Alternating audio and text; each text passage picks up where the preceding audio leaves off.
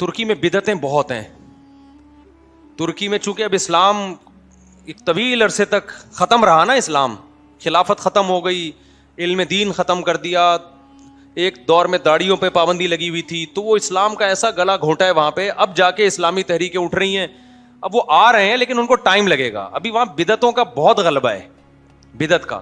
میں نے ترکی میں پہلا رمضان میرا ترکی میں تھا, آپ حیران ہوں گے, میں تراویح پڑھنے کے لیے مسجد میں گیا, رش بے انتہا تھا, مسجد بھری ہوئی تھی نا, اتنا لوگوں میں جوش و خروش, سارے پینٹ ٹائی کوٹ میں تھے لیکن اتنا جذبہ ان لوگوں میں.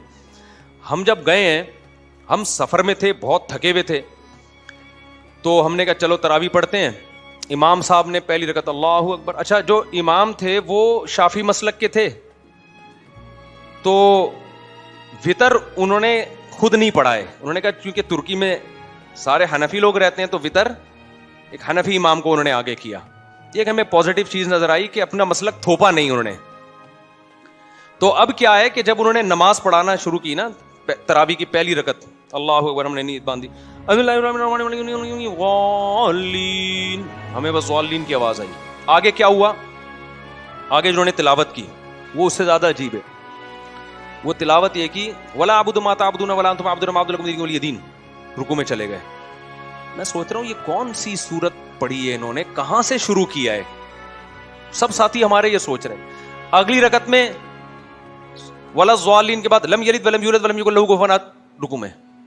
2-4 رکعتوں تک تو ہمیں پتہ ہی نہیں چلا یہ تورات پڑھ رہے ہیں, انجیل پڑھ رہے ہیں, کہاں سے پڑھ رہے ہیں.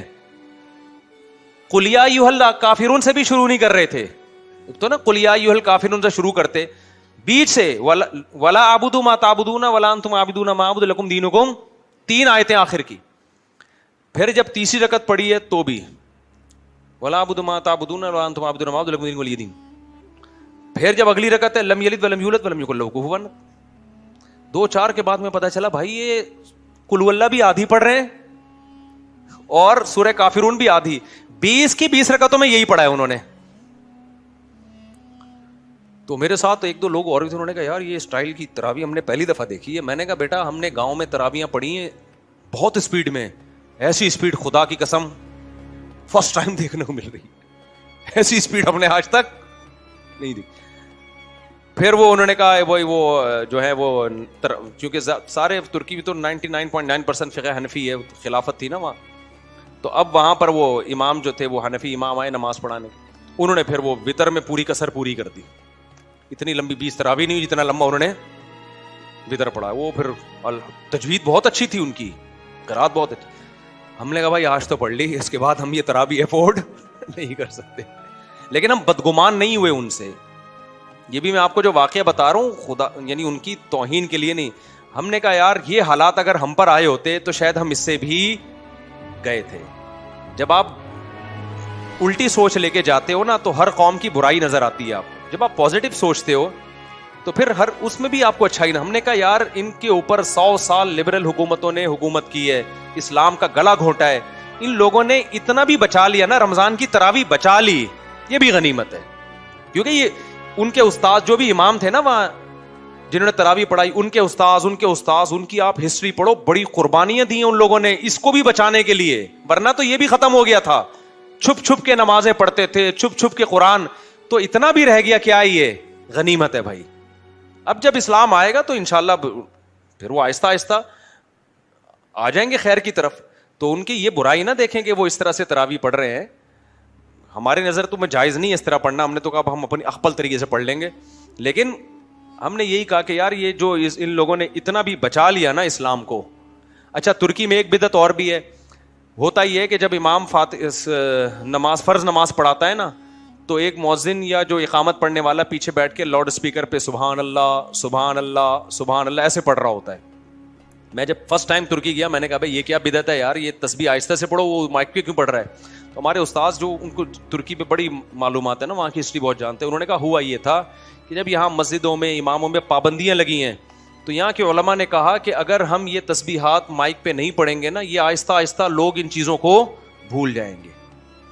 تو مجبوراً کہ یہ چیز جو ہے پیچھے بندہ بٹھا کے مائک پہ پڑھ لو تاکہ ان لوگوں کو یہ یاد رہے, یہ بھولے نہیں.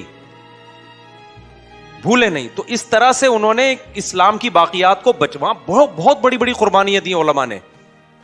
تو انہوں نے کہا جب یہ اب آئیں گے پورے اسلام کی طرف, یہاں دینی ادارے کھولیں گے, تو یہ سب چیزیں آہستہ آہستہ انشاءاللہ چھوٹ جائیں گی.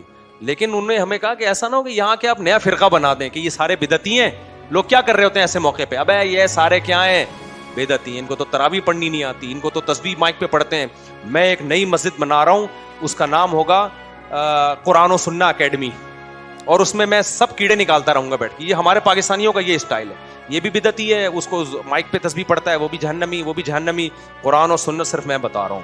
تو اس سے سوسائٹی میں اصلاح نہیں ہوگی, اس سے ایک نیا فرقہ بن جائے گا. اصلاح کا یہی طریقہ ہے, آپ ان کی خوبیوں کو ہائی لائٹ کریں اور بند کمرے میں آرام سے ان کو بیٹھ کے سمجھائیں کہ بھائی اب تو چونکہ وہ ماحول ختم ہو گیا, سیکولر حکومتیں, آپ ماشاءاللہ آپ نے دینی جذبے سے یہ کام کیا, لیکن سنت طریقہ یہ ہے کہ آپ آہستہ آواز میں تسبیح پڑھا کریں. تو اس طرح سے کوئی پازیٹیو وے میں ہمارے علماء دیوبند کام کر رہے ہیں الحمدللہ, جا کے ترکی میں پازیٹیو وے میں بڑی محنتیں کی انہوں نے.